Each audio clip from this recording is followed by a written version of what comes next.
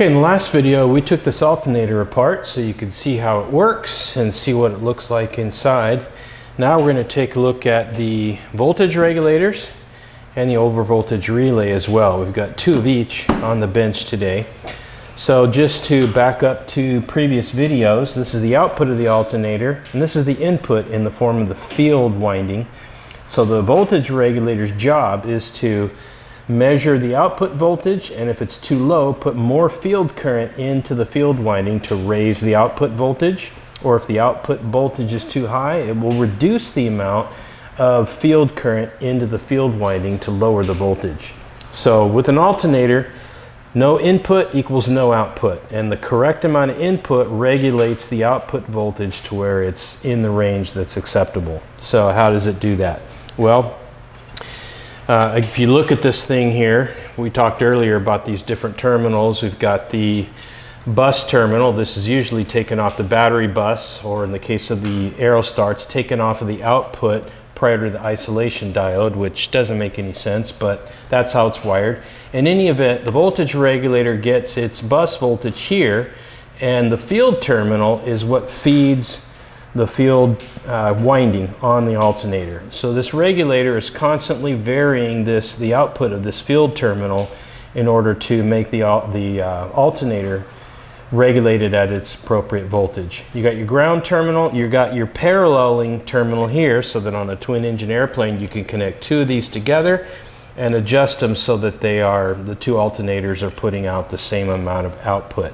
All right, so let's take a look at this. So what's doing the heavy lifting on this voltage regulator is this transistor right here. I don't know if I can get this cap off or not, but that is a transistor that's mounted on this heat sink here. So that's doing the heavy lifting. On this one, which is identical, I took these side panels off so you can kind of get a look inside.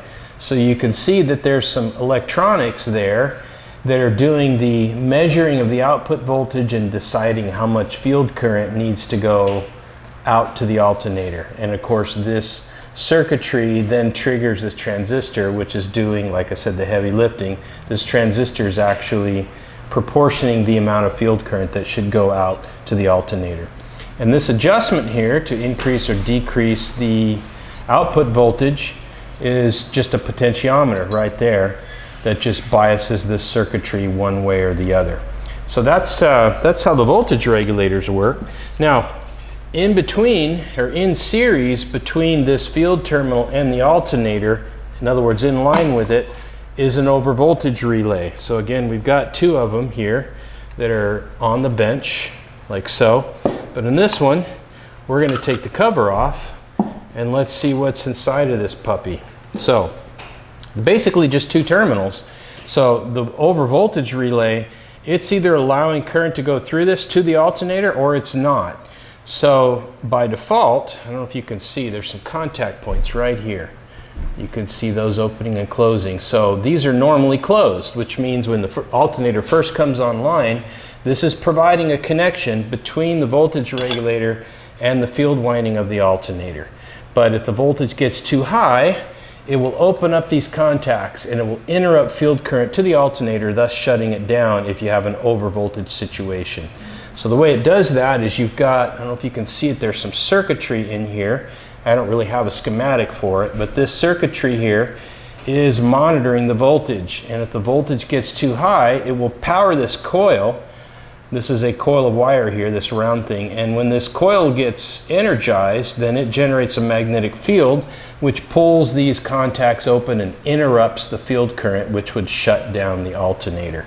So that's how an overvoltage relay works, and again, it's in series or in line between the voltage regulator and the alternator. So if the voltage regulator fails in a way that would produce an overvoltage situation, the overvoltage relay comes to the rescue, opens the contact points, interrupts the field current, which then shuts down the alternator.